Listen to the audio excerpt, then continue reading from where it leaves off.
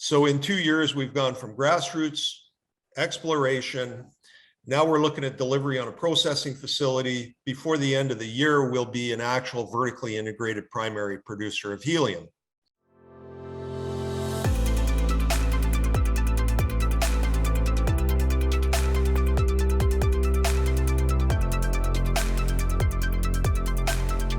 My name's Don Mosher. I'm the president and a board member of Desert Mountain Energy.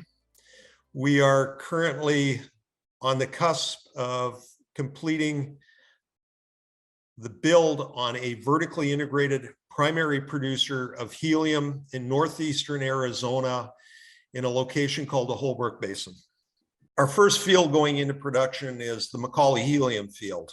Currently, the processing facility is being built by Genron in Houston. They've completed the first 2 modular housing units. These modular housing units are simply 40-foot sea cans like you see on cargo ships. The processing facility is being built within these 40-foot containers, and then the containers are being put onto trucks, and the trucks will deliver those sea cans to the McCauley Helium field. The 10.6 acre processing facility site now has a 6-foot fence around it with mesh and razor wire on top to secure the facility. There's 6 acres of solar panels being delivered this week. The 2 modules that have been completed will be tested in Houston, and then they'll be delivered to the site while the other 2 are being completed. They're probably about 60 or 70% done right now. The reason that we've done this is we're able to start processing and delivering gas directly to end users out of the McCauley field because the gas coming out of the ground is rather simple. As far as we know, this is one of the only places in the world where you find the kinds of grades of helium that we find contained within almost a pure nitrogen environment, making it very easy to process the gas and isolate the helium and purify it. It reduces our processing costs, it reduces our handling costs. Our processing and handling costs will come in about $18 to $20 per MCF. In a natural gas field, it's going to cost you $140 to $160 to work your way through all those gases to get to that helium component. The helium in our fields carries the entire investment. We will be able to sell our helium as a 6.9 helium grade, which is 99.9999% pure helium. It'll sell somewhere between $2,000 to $2,800 US per 1,000 cubic feet.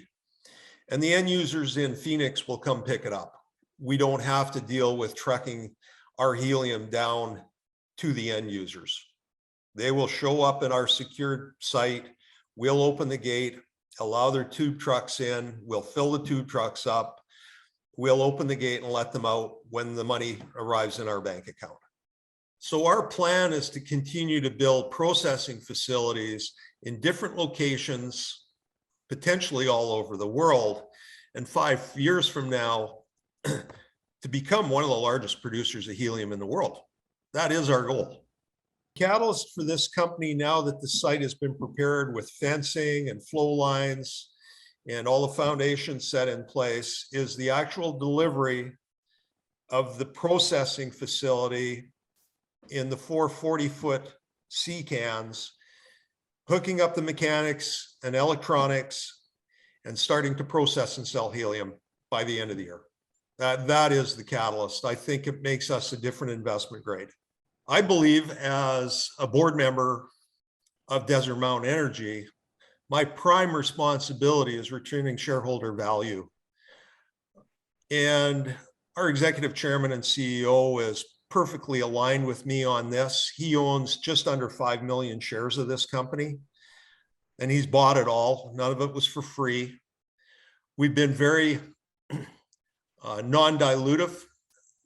We've been managing this company since August of 2020. Over that period of time, we've done 2 financings.